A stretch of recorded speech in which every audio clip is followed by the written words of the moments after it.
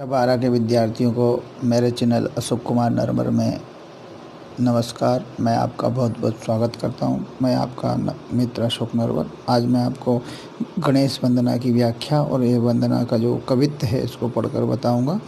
बालक मृणालिनी जो तोरी डाले सब काल, बालक मृणालिनी जो तोरी डाले सब काल, कठिन कराल त्यों अकाल दी है दुख को, विपत्ति हरत हटी पद्मनी के पात सम, विपत्ति हरत हटी पद्मनी के पात सम, पंख जो पाताल पेली पठवे कल उसको, दूरी कै कलंक अंक भव शीस शशि सम। यहाँ पे सम आया इसलिए उपमालंकार है। राखत है केशवदास दास के बपुस को, राखत है केशवदास दास के बपुस को, सांकरे की सांकरानी सन्मुख होत तोरे, दसमुख मुख जोवे गजमुख मुख को। इस तरह से ये कविता है। अब इसका संदर्भ देखिए। प्रस्तुत पद्यांश या इसको कवित्व कहते हैं। 31 वर्ण का है इसलिए घनाक्षरी कहलाता है। यह 31 वर्ण होते हैं प्रत्येक चरण में और केशवदास द्वारा रचित है। वंदना शीर्षक के अंतर्गत है। गणेश वंदना से उद्धृत है। प्रस्तुत पद्यांश या कवित्व या घनाक्षरी केशवदास द्वारा रचित वंदना के शीर्षक गणेश वंदना से उद्धृत है। अब इसकी व्याख्या भी देख लीजिए, प्रसंग भी देख लीजिए। इसमें प्रसंग और व्याख्या में क्या क्या बताया गया है। प्रसंग यहाँ देखिए, प्रसंग में क्या बताया गया देखना। यहाँ पर कवि केशवदास ने विघ्नहारी गणेश जी की वंदना की है। विघ्नहारी केशवदास जी ने विघ्नहारी गणेश जी की वंदना की है।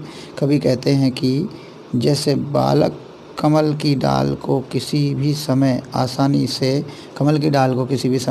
से तोड़ सकता है, मतलब कमल की डाल को बालक आसानी से किसी भी समय तोड़ सकता है, उसी प्रकार गणेश असमय में आए विकराल दुख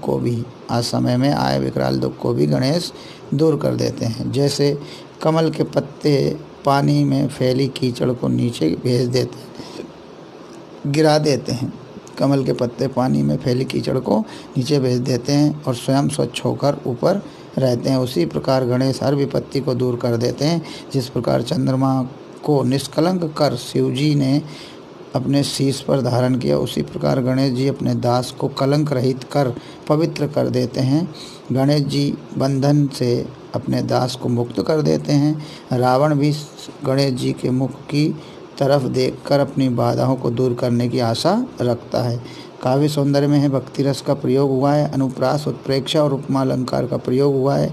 गुण माधुर्य शब्द गुण है ना, और भक्ति रस का इसमें प्रयोग हुआ। अब अगली कविता जो है सरस्वती वंदना, यह 2009 में भी आ चुकी है, इसको भी देख लीजिए। इसमें बताया गया है सरस्वती वंदना में वाणी जगरानी की उदारता बखानी जाए, वाणी जगरानी की उदारता बखानी जाए, ऐसी मति उदित उदार कौन की भई।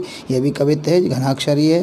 देवता प्रसिद्ध सिद्ध ऋषि राज तपवृद्ध, देवता से प्रसिद्ध सिद्ध ऋषि राज तपवृद्ध, कही कही हारे सब कही ना काउ लई। ये कही कही में पुनरुक्ति प्रकाश अलंकार है।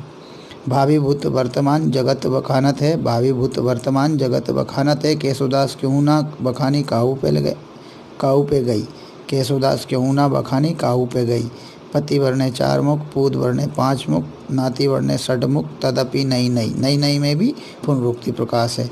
अब संदर्भ में देखिए। प्रस्तुत पद केशवदास द्वारा रचित वंदना के शीर्षक, प्रस्तुत पद यानी कि कवित्व या घनाक्षरी केशवदास द्वारा रचित वंदना के शीर्षक सरस्वती वंदना से उद्धृत है।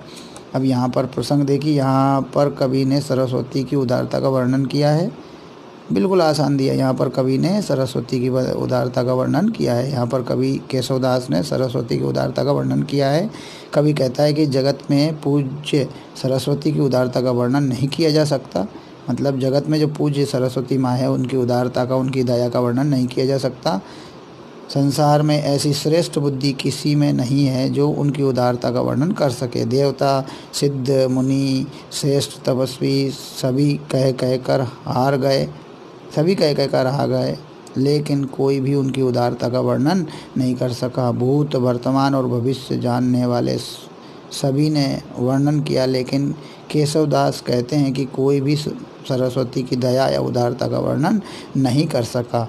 उनके पति ब्रह्मा जी भी, पुत्र शंकर जी ने और उनके नाती कार्तिकेय ने भी सरस्वती की वंदना का वर्णन, सरस्वती की उदारता का वर्णन किया, लेकिन मतलब उनके पति ब्रह्मा ने, पुत्र शंकर ने और उनके नाती कार्तिकेय ने भी सरस्वती की वंदना का वर्णन किया, लेकिन वे भी उनकी उदारता का पार नहीं पा सके।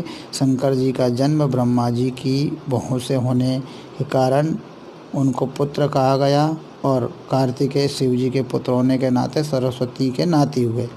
अब आगे बताया गया सरस्वती वंदना काव्य सौंदर्य में। सरस्वती वंदना में उनके प्रति आस्था का निष्पादन हुआ है और 2-3 लाइनें और है इधर इस पेज पे। ब्रज भाषा में रचना ही की है। अनुप्रास, पुनरुक्ति, प्रकाश, अलंकार का प्रयोग हुआ है। भाषा में माधुर्य शब्दगुण है। शांत रस का प्रयोग हुआ है। अब एक और वंदना बची है, श्री राम वंदना।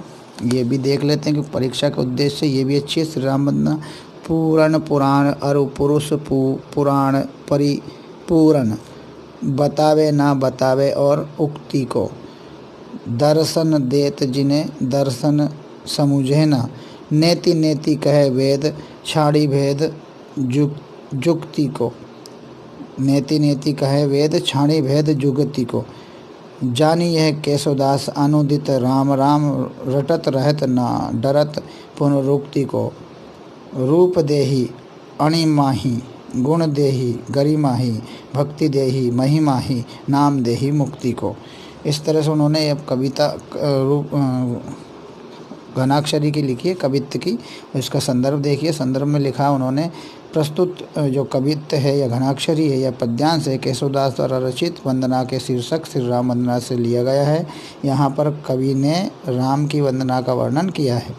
केशवदास कहते हैं कि कोई उक्ति बताए या ना बताए, श्री राम पूर्ण ब्रह्म पुरुषोत्तम है। उनका दर्शन पाकर भी कोई उन्हें समझ नहीं पाता है, क्योंकि वेद भी ना इति कहकर उस भेद को वहीं छोड़ देते हैं। यह जानकर केशवदास प्रतिदिन राम राम रटते रहते हैं, जिसके कारण उन्हें जन्म मरण का डर नहीं रहता।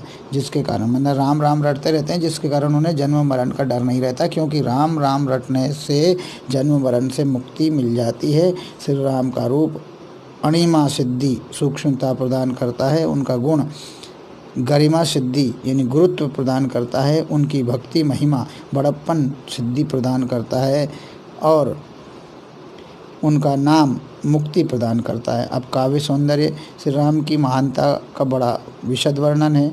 भक्ति रस का समावेश किया है। अनुप्रास, श्लेष, पुनरुक्ति, प्रकाश, अलंकारों का प्रयोग हुआ है। ब्रज भाषा की मधुरता का गुण भी यहाँ पाया जाता है। तो इस तरह से ये वंदनाएँ थी। धन्यवाद। अब आप इस वीडियो को देखिएगा।